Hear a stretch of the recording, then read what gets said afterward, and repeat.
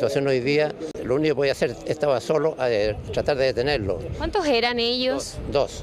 Yo procedí a esposarlo y atajar a la multitud que se le iba encima. Algunos le pegaron, por supuesto. Yo no sé a quién le pegué, ¿no? El bastón, como te decía, no lo puedo abrir porque tanto me querían linchar a mí porque yo creí que lo estaba defendiendo. Y yo estaba tratando de que no los mataran, porque esa es la verdad. Bueno, escuchábamos el relato de este adulto, José Luis del Real, en este caso es la persona que incurre en esta falta. Ayer lo decíamos, él queda detenido finalmente por usurpación de funciones, y tú lo comentabas, Tuti, acá hay un antecedente donde él incurrió en lo mismo años atrás, y en ese entonces él portaba unas placas distintivas del Congreso, de la Cámara Baja, y en medio de un control él se hizo pasar por un parlamentario, lo cual también ahí incurre en una usurpación de funciones, y por lo mismo ya había antecedentes, en este caso de un comportamiento a lo menos cuestionable por parte de este sujeto. Distinto es obviamente lo que ahora está enfocado en el proceso judicial que van a enfrentar estos dos delincuentes, que ya decíamos tienen un amplio prontuario policial, más encima el que iba conduciendo estaba bajo los efectos de las drogas, y donde incluso, como explicábamos, todo esto está antecedido por un asalto. Estamos revisando precisamente esa imagen donde se ve este vehículo blanco, el mismo que protagoniza este accidente momentos después, pero antes de eso, ahí en Avenida Perú, es donde ellos detectan a una persona que va manipulando su teléfono, a una mujer, desciende uno de ellos del auto, la intimida, la zamarrea y le quita sus pertenencias y finalmente escapan. Esto es lo que puntualmente vio, lo que atestiguó en este caso este adulto mayor, quien termina después saliendo en seguimiento de estos sujetos, realiza él una persecución, y que es lo que generó también controversia a propósito del resultado de la misma, sobre todo porque acá uno obviamente no va a justificar ni relativizar el accionar de estos delincuentes, pero sí ellos iban escapando y no de la policía precisamente. Por eso que acá también hay un elemento que obviamente no es lo más preponderante, pero sí se debe analizar y que tiene que ver con la figura de esta persona dentro de toda esta situación, que es muy lamentable, que el resultado es fatal y donde obviamente acá lo más relevante es poder hacer el acompañamiento a la comunidad escolar, a las familias de los niños involucrados en este accidente, también a la familia de Pedro, que es el conductor de este furgón, pero sin duda a la familia del pequeño Esteban, que obviamente son aquellos que los han pasado peor y que están esperando sin duda que en este caso ojalá la justicia esté a la altura de lo que ha ocurrido. Y ahí, por ejemplo, hay una señal importante que tiene que ver con lo que señalaba ayer el fiscal cuando a él le dan finalmente este caso, y él de inmediato, más allá de entregar los antecedentes al respecto, lo que sí señala es que preliminarmente y en base a lo que ellos han logrado en este caso determinar, acá ya de principio podrían ellos descartar al menos hacer una persecución desde el punto de vista del cuasi delito de homicidio, porque lo dice el fiscal, acá hay sujetos que estaban conscientes de lo que podía ocurrir, ellos llegan a un cruce a una alta velocidad, entendiendo que si no respetan esa señalética pueden ocasionar un accidente, terminan ocasionándolo y finalmente las consecuencias son fatales. Por eso ahí también hay una señal relevante en este caso que entrega la autoridad, que es que de inmediato van a perseguir a estos sujetos no por un cuasi delito, sino que puntualmente por un delito de homicidio. Y eso también es relevante para este caso, y al mismo tiempo recordemos que el propio gobierno ayer, una vez que le dan cuenta de este hecho, comienza ya a activar ciertos protocolos. En primera instancia el mismo presidente instruyó a sus ministros para poder apoyar a la familia, para estar con ellos. Ustedes ya también lo escuchaban, recién estuvieron hace un rato atrás en el servicio médico legal, pero también se le consultó por esto al ministro de Seguridad Pública, que entre otras cosas lamentó lo sucedido, entregó sus condolencias, pero también tuvo palabras para este polémico tercer sujeto, que es este adulto mayor que participa de esta persecución. Vamos a revisar lo que ha señalado el ministro de Seguridad Pública, Luis Cordero. El gobierno se va a querellar contra las personas que iban en el vehículo, el conductor y su acompañante, y la querella es por homicidio. Si existe esa figura que reemplaza un poco la labor de los policías. En primer lugar, es una persona que fue detenida por usurpación de funciones, es una persona que tiene 76 años, no es funcionario de Carabineros en retiro, ni tampoco pertenece a ninguno de los círculos de amigos de Carabineros también denominados alguacil. Es una información que nosotros le hemos pedido verificar a Carabineros, y Carabineros nos ha informado que él no pertenece ni ha pertenecido a una figura de esas características.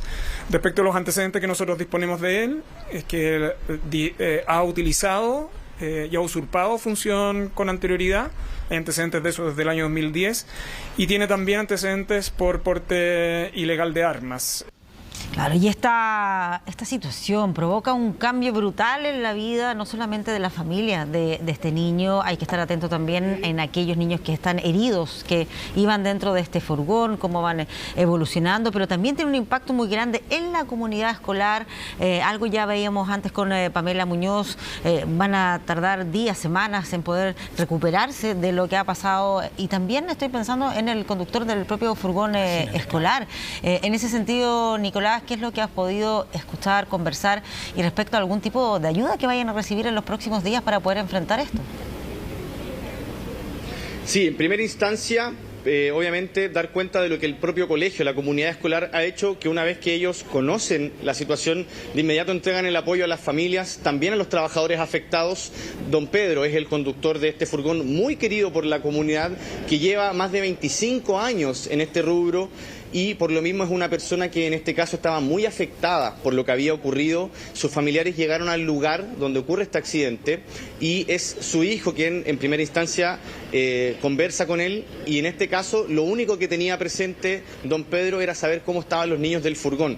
Y evidentemente esto demuestra un poco la sensación que tiene hoy esta comunidad escolar, que están muy afectados, que el día de hoy, si bien han estado viniendo varios estudiantes, alumnos, también profesores, y quienes han estado entregando obviamente demostraciones de cariño y de apoyo en una jornada que ha sido determinada como reflexiva. No hay clases el día de hoy, pero de igual manera han estado llegando a entregar demostraciones de cariño. Conversamos, como decíamos, con el hijo de este conductor del furgón, quien nos comentó lo siguiente. Terminalmente mi papá está en la clínica Dávila con fractura en su columna, tiene una fractura cerebral también. Y lo que más pedía él era la salud del niño que falleció. Quedó muy mal mi padre. Lleva muchos años manejando mi papá, casi 40 años manejando el furgón y nunca le ha pasado nada. La posta central, ahí está mi hermana. También tiene fractura en su pierna derecha. Por el impacto que sufrió, pues, como ella es la que le abre la puerta a los niños, recibió todo el impacto ahí en su pierna, por eso se le fracturó la pierna. ¿Están conscientes ellos? Sí, en el momento que yo llegué, mi papá estaba consciente y me decía que estaba bien, estaba muy asustado y no lo podían sacar por el motivo de cómo quedó el furgón. Bueno, escuchábamos el relato del hijo de este conductor, quien entregaba también antecedentes a los medios respecto del estado de salud de su padre. Pero también esto demuestra un poco cómo está consternada acá la comunidad escolar. Es decir, acá hay un hecho que impacta a todo el país, lo decía el presidente en sus redes sociales, pero ahora si lo acotamos a esta comunidad, claramente es una situación muy compleja para ellos. Por lo mismo yo les estaba relatando que durante esta jornada se ha determinado un día reflexivo en esta institución escolar y donde han estado acercándose apoderados, profesores, vecinos también de acá de la comuna, sobre todo porque gran parte de la comunidad de este colegio, por no decir casi todos, son de la comuna de Recoleta, son vecinos de acá también. Entonces varios de ellos empatizan con esta situación, pertenezcan o no a este establecimiento, y por lo mismo hoy incluso logramos tener el testimonio de la apoderada de otro de los niños que estaba dentro de este furgón cuando ocurre este accidente, quien afortunadamente tuvo sí lesiones de consideración, pero tuvo un resultado más favorable obviamente en comparación a otro de los involucrados. Y ahí ella nos relataba también lo que fue para ella como madre recibir en primera instancia el llamado respecto de este accidente de tránsito. Después ella ya, cuando está al tanto del estado de salud de su hija puntualmente, pudo haber tenido algún grado más de tranquilidad, pero una vez que también sabe que hay otro de los niños que lamentablemente pierde la vida, ahí obviamente la empatía es lo primero que llega en este caso, y obviamente ella vino el día de hoy también a entregar demostraciones de cariño. Así como también conversamos con otra apoderada, quien incluso nos relata que un poco antes de que el furgón saliera de aquí desde el colegio, ella había conversado muy cordialmente con don Pedro, el conductor de esta liebre escolar, y que finalmente ella justo pasó por el lugar del accidente. Ella iba en compañía de su hija, y vieron que era el furgón de don Pedro el que había resultado obviamente volcado a propósito de este accidente de tránsito, y que tenían apartado ya a los niños que habían logrado rescatar del mismo furgón, y ahí le llamó la atención que no lograba encontrar a su amigo Esteban. Este es el relato de que nos entrega una apoderada en base a lo que su hija le señalaba y que claramente también generó mucho dolor en la comunidad, porque este niño,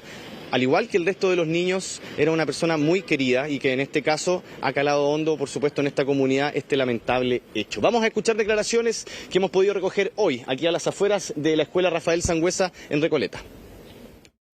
Me percaté del accidente y me llama una apoderada que me dice que habían chocado al tío Pedro. Entonces me doy la vuelta a Manzana, me estaciono rápidamente y me bajo corriendo con mi hija. Fue muy impactante ver al tío Pedro atrapado ahí también. La gente como rescataba a los niños. Fue terrible, terrible porque los niños estaban refugiados en una tienda en donde faltaba Esteban. Y mi hija se percató de esto. Y ella me decía que faltaba él, porque ella gritaba. De un lado a otro lo buscaba y me decía, mamá, falta el Esteban. Y yo le decía, no, hija, él debe estar con los otros niños. Y ella no, me decía, no, mamá, falta él, falta él.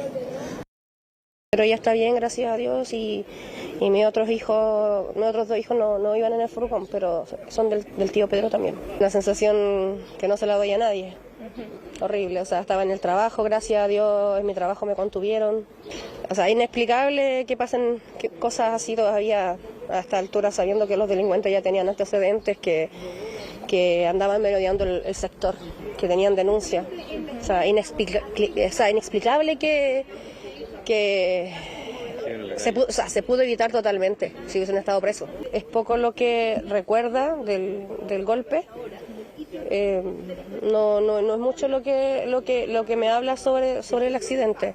¿Viene atención psicológica, me imagino ahora, no? Sí, o sea, yo creo que sí, está tranquila, pero igual está afectada. Hasta ahora no tenemos, o sea, mañana los niños se reintegran de manera ya a las 8 de la mañana, pero con jornadas de reflexión y de contención. El traslado era seguro. Aquí no hubo una negligencia o una irresponsabilidad del transportista, sino que fue producto de dos delincuentes que iban arrancando y que impactan el furgón. Entonces yo creo que eso es lo que hoy día también más conmociona también a la comunidad. 6 estudiantes nuestros, 5 resultaron con lesiones, fueron trasladados al Hospital Roberto del Río y a la Clínica Dávila. Están en observación 3, otros fueron dados de alta. Bueno, lo que narramos, lo que hemos comentado como la primera noticia de esta jornada, nuestro noticiero, es sencillamente terrible, como decía el apoderado de un colegio, porque al final uno se queda con la sensación, o más bien entiende por qué la seguridad hoy día trepa hasta el primer lugar dentro de las preocupaciones de las chilenas y los chilenos, porque aquí vemos que hay un problema que afecta a muchísimas personas inocentes, a una comunidad escolar completa, al clásico tío de un furgón que lleva 25 años sin ningún problema en un colegio que es muy querido y que se ve en esta situación, y lo más lamentable de todo es la pérdida de un niño de 10 años que no tenía que ver absolutamente nada con esto. Bueno, y además, Nicolás, lo que todo el mundo quiere, porque aquí también estamos hablando de un tema ético, lo conversábamos, el tema ético es decir, bueno, y si una persona ve un accidente así, tiene que ir y tomar la justicia o intentar ayudar por sus propias manos. Efectivamente, cuando empezamos a operar de esa manera, terminamos con el riesgo de que las cosas terminen mal como ahora. Entonces, por lo mismo, es respetar las leyes, pero por otra parte también es de esperar que la misma justicia haga lo que tiene que hacer. Sí, el problema es que seguramente cuando está esta sensación de que el Estado no es eficiente en temas de seguridad, algunos pueden sentir la tentación de intentar hacer justicia por sus propias manos, o incluso en este caso de salir persiguiendo a estos delincuentes, porque una cosa es detenerse a ayudar a una persona que está enfrentando un delito, claro. Otra cosa es liderar una persecución con las consecuencias que esto tiene. Justo habíamos mostrado los días anteriores algunas persecuciones que afortunadamente habían terminado milagrosamente milagrosamente sin ninguna consecuencia. Y con pero la eso detención de claro, pero eso es algo fortuito. Es que es una buena pregunta, por eso decía que este es un dilema ético, Nico, también, porque lo que hablamos con Pati es que si esto hubiera terminado de otra manera, sin un furgón escolar chocado, con esta persona que persiguió a los delincuentes y con la detención de los delincuentes, se habría destacado la valentía de la persona, etcétera. Pero por lo mismo, lo que tenemos que hacer es confiar en el imperio de la ley, digamos, o sea, que las leyes hagan su trabajo, que la justicia haga su trabajo y que efectivamente no quede esto en las manos de los civiles, digamos. Por el riesgo que implica, si al final aquí los responsables principales son los delincuentes, eso está claro. Sí. Nico, cuéntanos tú qué es lo que se sabe en esa materia, en materia judicial. También dentro de las últimas noticias, el defensor de la niñez, Anuar Quisille, también señaló que se iban a querellar contra los responsables. Sí, efectivamente. Yo creo que acá como sociedad debiese ser transversal el llamado a, efectivamente, estar activo ante presenciar un delito, ante presenciar un hecho que se debe denunciar y obviamente hacerlo como cualquier persona, denunciar, dar cuenta a la autoridad de aquello, pero uno también tiene que saber, como se dice en buen chileno, en qué zapatos está, porque uno obviamente si no cuenta con las atribuciones o la preparación, por ejemplo, para intervenir en contra de delincuentes, uno no solamente se pone en riesgo uno mismo, sino que también al entorno y puede incurrir incluso en lo que pasó con este caballero, que uno puede empatizar desde el punto de vista del hastío, la molestia de la gente frente a hechos delictivos que pueden ser reiterativos, pero eso no justifica que una persona, un civil, vaya e interceda o trate de tener en este caso atribuciones como lo ha tenido siempre la policía, y eso es lo que finalmente es cuestionable y que por lo mismo el llamado debe ser transversal, a informar, denunciar efectivamente, pero dejar que las autoridades hagan su trabajo para no incurrir en situaciones como esta. Vamos a revisar ahora una declaración de la Fundación Emilia, quienes también han comentado por supuesto su perspectiva a propósito de este lamentable hecho. En un contexto donde los robos violentos de vehículos, las persecuciones policiales y las colisiones de alta energía se vuelven cotidianos, es urgente que el gobierno asuma una mirada intersectorial sobre lo que ocurre en las vías. La coordinación entre el Ministerio de Transporte y el Ministerio de Seguridad Pública es esencial para establecer protocolos claros sobre persecuciones y fiscalización efectiva, previniendo tragedias como la de hoy. Probablemente en los próximos días escucharemos llamados a endurecer las penas, pero una vez más llegaremos tarde.